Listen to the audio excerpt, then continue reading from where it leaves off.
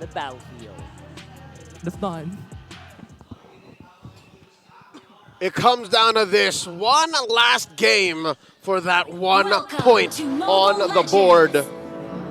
Game 3 between Blacks International and Smart Omega. Leo Iningan bringing you the action. Is it just me or is the draft very similar to Game 2?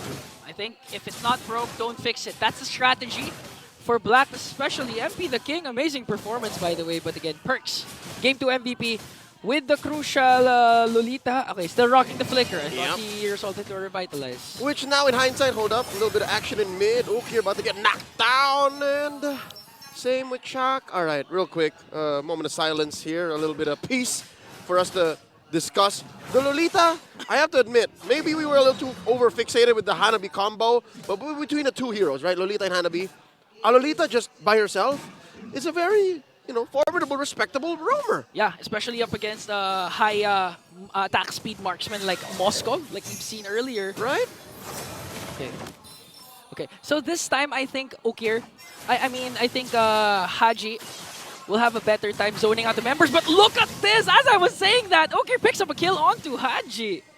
And that's That the was problem. fast. That's the problem. Again, this wouldn't be the issue if it was still the Faramis, but looking at Smart Omega, that last minute ban, right? And the last phase, Loyi and Faramis, they know what they were working with. So this Jushin, as powerful as she is, isn't the answer Blacklist needs to, get the reverse sweep. Yeah, and it's honestly Not yet. We don't know. But, first blood. it's honestly ideal to have a Minotaur up against a Zushin, because even if the Lantern Flare is there and you get picked up, it actually is a free flicker for Chaknu if the Minoan Fury is up. At best, you want to bring him sideways, Yeah. but even then, you're just another one! Mariota didn't bring Lord James sideways. He brought him backwards, feeding him, serving him in a silver platter to his teammates. It's a 2-0 start for Omega. And this is going to lead to a free turtle, the freest we've seen possibly all series long as MP works on his purple. Ryota checking in. There it is, a big ticket delicacy, a objective for the barangay. Okay, this time Chaknu has a flicker plus Minoan Fury combination, so you can expect him to be more aggressive and not be afraid of Haji's Lantern Flare. And at the same time, in terms of sustain, there's still the motivational roar coming in from Chaknu, so they can actually have a reset. If ever Blacklist, manages to find a penalty zone coming in from Lord JM, like we've seen during game number 2, they can just reset and then counterattack at any time. That's all for the barangay. I'm still wondering where Blacklist comes in, because between these two teams, right, it's Omega who has the benefit of wisdom. Like, they learned so much from Game 2, and what could possibly be an amazing comeback from out of nowhere, again, courtesy of Perks and the rest of Blacklist. But now Blacklist is trying to work on that same formula. It's an iteration of what happened in Game 2, and if I may say, unless it happens, unless proven otherwise, I don't like it as much. Yeah. It's coming from different angles with many different pacing, a little there's lack and burst. Can I just say that? Yeah, like literally out of nowhere. Honestly, if you look back at game number 2, you wouldn't realize it's a 12-minute game because it started out so slow, but right now Perks will be able to evade that as Endorio and Chaknu working on 2 members. Here comes the setup coming in from Chaknu. Gets a kill onto Hoeb. Okay, so this is what happened during game number 2. The very first kill of Omega The same. was onto the top lane, the gold lane, the Oeb. Almost the same. Real quick, folks. Smart Omega ranked first among all teams in Season 14. Going into the second half as the team with the highest average crowd control time per game. Wow. At about a minute. Perks in trouble. Dorio, okay, uses the retribution! Jom! Wow, Jom, I mean, you could compile a lot of Spear of Destruction plays from Jom for this season alone, halfway mark. I think it would reach around 5 minutes. I wouldn't be off if I think I said Jom, half his games in Season 14 were all Moscow. Yeah. A good half of his games in Season 14, there's no Moscow. That was why you were wondering why game 1, Oheb has the Moscow and he had the Harry. That was a little uncanny for us. But now second turtle spawning, upper quarter, no one down bottom, mid barely controlled.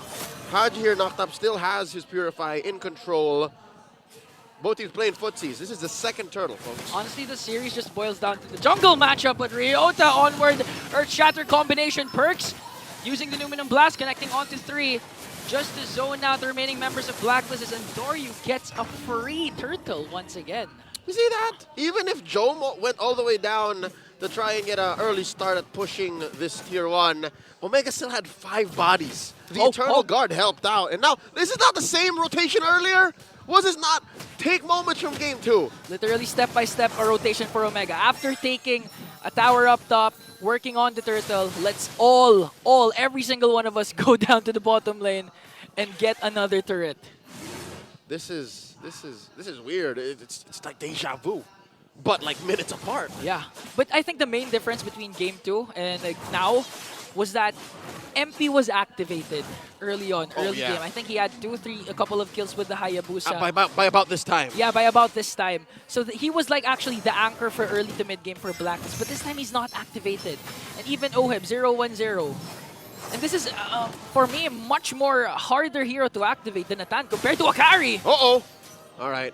Oheb keeping himself scarce, popping that Purify. And I'm going to have to double down on what you said, Ingan. Off of MP the King's early aggression and, pickoffs at, the first 5 minutes, first 10, maybe that's what allowed for Blacklist to, stay the course and threaten a comeback, which they did. And they leveraged, took advantage of, got away with game 2, forced us here. But now, again, the wisdom of Smart Omega picking up from what happened in game 2, almost instantly, on a dime, executing. Black can't do anything. Yeah, basically they're not letting Blacklist have trades because game number 2, Blacklist always seems to find the trade. Even if it's not a favorable trade, at least it's something. But looking at the kill scoreboard, 4-0, no kills yet, no turrets taken down, not a single turtle. And eventually, if Omega snowball just continues, eventually MP's not going to have a purple buff. And not to mention, look at that, Haji used the Purify there in a single take. Oh no, up top! Okay, there's the trade we're all been waiting for. Jom, although he had the flicker, the chain crowd control from Blacklist was just there. Too much. Burst damage coming in from Oheb, but the trade from Omega is again the turtle. Moments like that, you just feel miserable. Yeah. I've been hit with a couple of chain CCs in my day. Oh. My day being yesterday. You know, actually what Jom did was actually good because before he died, he was able to clear the minions. That's why even if he died against the 3-man rotation from Turret Blacklist, safe. the turret's safe. Yeah. Again, Big J things. Big J with a big brain. We'll see if that eventually comes back to bite them in the butt. But so far, it seems like a small price to pay. Perks, though, getting caught out in the back. Okay, Andoryu is not going to connect because Perks has the dash out, but here comes Chuck. Okay, he has the Minoan Fury. He's not going to cast it yet. Eternal Guard will bring down Perks. Another pick, another kill. But this time it's Ryota with a kill. SOD, just for good measure. All right, no one home. I think he was trying to aim for Haji there. Andoryu looking for the burst down. Haji pops the Crimson Flare, keeping him safe. Now, again, very similar to game 2, but better this time. Omega aren't pulling any punches. Like, did you see how they committed so much to take down Perks? They understand how big of an impact Perks is to Blacklist game, that if they bury him deep enough, like, he won't even have any room to try and come back with a Numinum Blast. Yeah, and even Haji, they're also diving down to Haji as much as possible, wants to pop his Purify at any given moment, but Chakno has the Flicker plus Minoan Fury. All of it. Actually have a setup. All of it. Okay, now Joe working on the top lane turret. Purchase there with a shield. Ooh. Defends it very well. But okay. The problem with Zushin, that's why it's not picked up as much compared to week number 1, is it's easy to counter. Just have a dive-centric lineup. Yep. That's it. You lean hard into the Lantern Flare. And she's slow. Sad to say. She does make up for it in CC and some level of sustainability, but between her, Zask, Vixana, Aurora, she's the slowest of the 4. Yeah, I even remember the time she was released. I think the first build was actually Rapid Boots because of their movement. Oh yeah. She was really slow. That's in ranked games. Yeah, but, in ranked games. The day she debuted in MWI, she was kicking butt, but that was prior to everyone just playing all the assassins, everyone playing the fast game. But now that the meta has settled, it's hard to find a room for Zushin to go. This is a Lord Shuffle we're seeing. Andoryu letting it go a little. Soft reset. Slight advantage for Omega. Different angle at the battle right now. Haji checking in those bushes. Andoryu going to choose to get his purple first. Yeah, all battle spells actually are activated for both teams. Haji just really putting Chaknu and Ryota out of position here as Joe works on the bottom lane. He's going to secure a bottom lane turret. And let's see who's going to react first, because Lord JM, again, he's been performing well with the penalty zones, but the fear is if Chaknu counterattacks again, they're the team leading the league with the most crowd control ratio. So right now, what do you do if you're Lord JM? Because right now, Ryota picks off her Shatter. Perks answers back with the Numinum Blast. And the first man down is Lord JM. MP the King goes in with a Wiki Shadow Kill, but he's gonna fall down. OM Perks, Lord JM not in the picture. It's just MP and Haji left, all for the price of Chaknu. 3-for-1 sale. Get yourselves a Lord. Look at that small corridor in Blacklist's jungle. I'll tell you now, Ingan, as soon as that fight broke out, I didn't even see jump through the SOD. He was just there. I could have sworn Oi was going to come in fight first with very little clapback from Omega, but here we are. Boom! Oh, he caught MP with it! Got MP. And then took care of Lord JM. Wow! And then everything else. You know what? It was off of the back of that Minoan Fury. This is the missing piece from Game 2. Yeah. Honestly, I like that you mentioned that because Perks had the wonderful setup already with the Numinum Blast. It was a great response, like 0.01 seconds after, you know? Again, Chaknu with the Minoan Fury. Plus the gold lead that Omega established, they were able to out-sustain the entropy of OHEB. Even if OHEB was actually in a good position to dish out the damage, the motivational roar plus all the sustain coming in from Omega, from then on, it's just really the lead that Omega established. 6K ahead. Blast International. Got a big Lord knocking down their door. Bottom lane does take care of it. Tier 2 in mid still standing. Smart Omega taking their time. They learned so much from Game 2. Now it's Blacklist's turn. This is their only moment to do so. Gotta pull out all the stops. What else they got? Lantern Flare from Haji. Which, I gotta say now, I don't think I'm alone or wrong in this, but we are really feeling this Jushin. Yeah, it's not a game changer compared to Haji's performance in game number 2 with the Faramis, a lot of clutch nether realms. Was it game 2 or game 1? That was game 2, sir. Game 2, yeah. That was game 2. Okay. And I like that Omega's adjustment right now. They really adjusted from game number 2 because game number 2, when they had minions onto the bottom lane, they tried to burst down the inhibitor. That was the moment that OHEB picked up 2 kills with the carry. Yep. And this time they just let it pass. Let's not do that again. We learn from our mistakes. Let's play this as disciplined as possible. Yep. So far, Blacklist can't even afford to do that now. Yeah. Sure, there is a little bit more burst in a Nolan compared to a carry, but again, the aforementioned Faramis played such a big role. Yeah.